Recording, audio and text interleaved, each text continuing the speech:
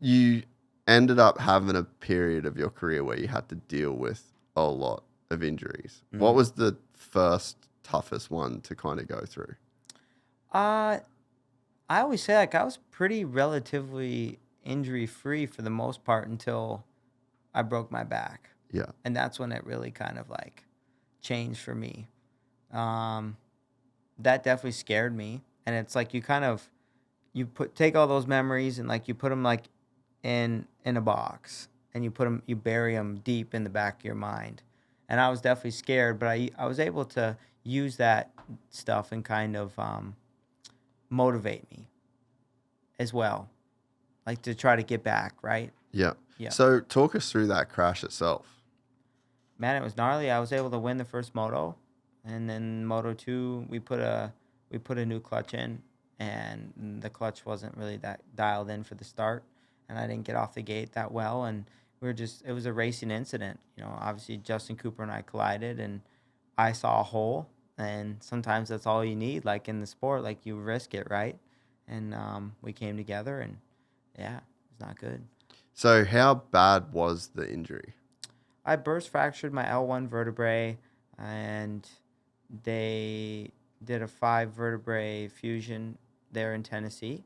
Really? Yeah, and then it was like, uh, yeah, I kept breaking out in these like sweats and then these gnarly chills, and I was like, what the heck's going on? Like we didn't know. So I took a jet back to Rochester, Minnesota, and then they found out, and then like basically at that point I had an infection and like pus was coming out of my back, and I was like septic at that point. No. So then they kind of like reopened me back up, washed me out, like did everything, and then they put a PICC line in, and I was administering antibiotics for like 6 weeks every day, and I went.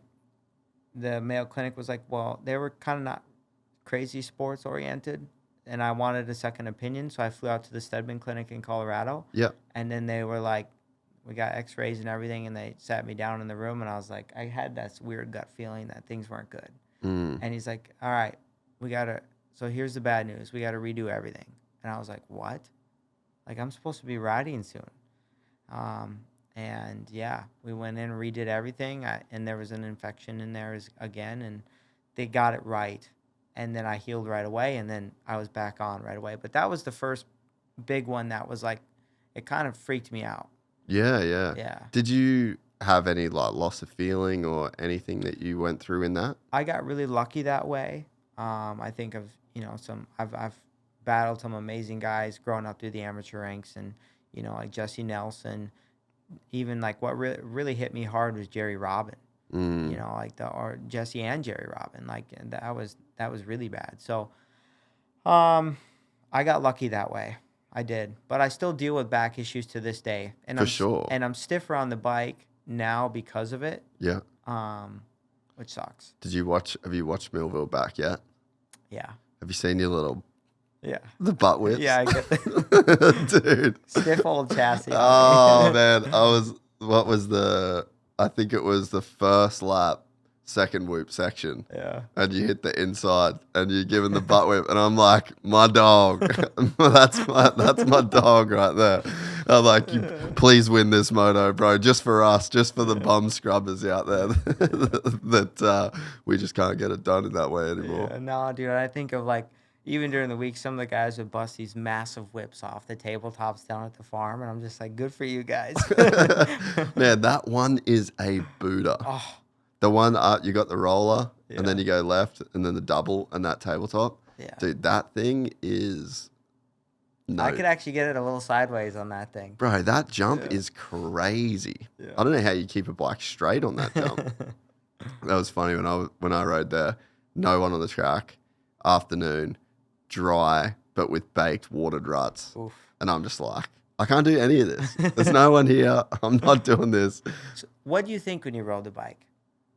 It's fucking gnarly, dude. Is it what you expected? Because you probably had it built up in your mind as to like what it was gonna. Well, I hadn't ridden a 250. The last time I owned a 250 was Yeah. 2008. Ah. So it's been that long since I even really rode one. Like I just started riding 350s. So I rode a 350 for ages. Then last year I got a Yamaha 450 and I spent a lot of time riding that. So I didn't really have that much of an idea. But I just remember how good it turned and like how good the chassis feels and how free it feels. Yeah. Like I remember coming, like before that roller, you've got like the little straightaway and then you go right and left. And we were kind of doing a bit of filming through that section. And I just remember being able to hit that right-hand turn kind of however, like it didn't matter how I Yeah. even set up for the turn. Like the bike would just Do what turn. it needed to. Yeah. Like you didn't have to be perfect. No. Yeah. And I remember almost like a bog off the bottom. Like it just that when you're to no clutch it or whatever, Yep. it's just not there like you would think Yeah. it would be there. But then as soon as it revs, bro, like just all the way. And even the mechanics, they're like, have you done any like straight line runs with the thing? And I was like, not really.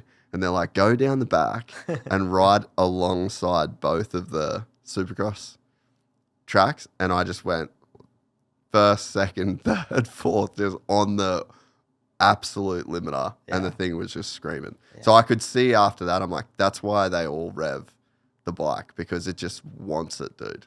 You should have asked to ride Eli's 450. Dude, I can't even imagine. Have you ridden it? No, but I'd like to. That's just got to be a Could scary you motorcycle. imagine? My God. Bro, he is such a beast. Yeah. Did you go to any of the SMXs last year? I did not. I'm looking forward to that this year. You're though. doing that with the VIP thing? Yeah. It was Charlotte, where they just had like it was just a drag race. Like they literally you came around one of the turns over the barrier and you just sent it towards the wall jump. I don't reckon there's anyone that could out drag race Eli Tomac. Like he is a master of straight line speed and getting power to the ground. Yeah, that dude, yeah. He'll burn a clutch up quick too. But yeah, he's full send on that thing. He wants as much power as you can, which I don't know about you, but like, what do you think of your Yamaha 450? Too fast. That's what I'm saying. Oh man, I can't imagine how hectic that motorcycle would be. Yeah, that's a lot of power right there, especially on a supercross track, Yeah. right? Yeah, and he just wants it. Sometimes like less is more. Yeah. Well, what did you learn from him when you trained with him? I just think he was like gnarly.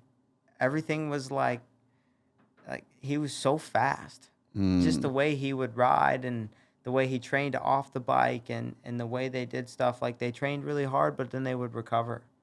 You know, like they had a really good, well-rounded, balanced program.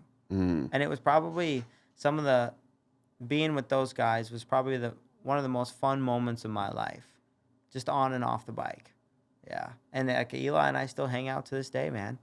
Like I call him, you know, we chat. I'll go hang out with him. You know, he'll every once in a while have a beer in the fall or something with me, you know? And yeah, pretty cool. He's such a enigma of a dude.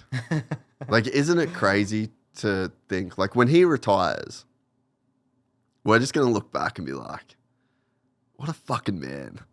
Like, this is such a rare dude. Like, almost just a mythical creature. He never gave anyone that much. He never put himself out there that much. Just all business, super unique. Yeah. Absolute savage, and he's going to retire as just one of the all-time greats. I know. It's pretty crazy to think, you know, and I was able to train with him, obviously, for a little while, like I told you, and I just think that whole family, they just mean business, man.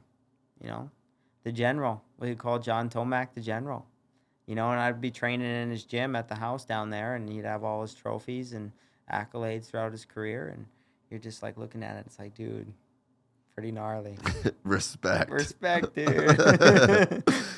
And just to do it their own way the whole time. Yeah, and they didn't care what anyone else did. Like they've just done what they needed to do and what they thought was right, and they've done it in Cortez, Colorado.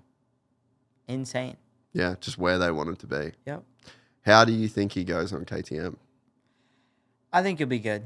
I think anything he does, like I see him right now he's locked in. He's all in. He really wants to be out there. He wants to give it his all. And I mean, dude, look how good he was this year.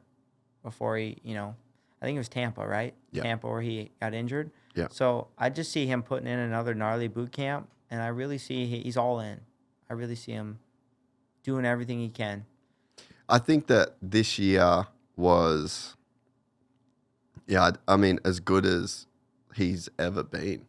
Like, especially Supercross before he got hurt. I mean, I don't think that, the Eli Tomac that rolled off San Diego Supercross, as good as ever. Yeah, I agree. Like, I think that to do that, to beat Jet straight up, I don't think Jet was like 100% dialed on the bike, but I don't think the bike's, maybe ever going to be 100% dialed on a track and a certain night. But yeah, I mean, he just straight up beat probably the best guy ever in Jet, yeah. as a 32-year-old. It's pretty impressive for sure. I mean, obviously, I'm ready. I'm retired now. I think the injuries definitely played a factor in that, but Eli's taken some licks over the years now too with some injuries, and he's still out there and he's on the best form ever. It's pretty impressive. Yeah. Like you went through the change with Star to Geico. Like, it's a big thing to deal with in your life. I think so. I think it is for sure, and I think look at Prado. That was a big change, right? I think Chase's when he left Honda. Remember his first year at KTM? Like it just takes a little bit of time to figure it out. Yeah. If you enjoyed this content, please like and subscribe. And to listen to the full 3-hour podcast, search Gypsy Tales in your favorite podcast platform or click the link in the description below.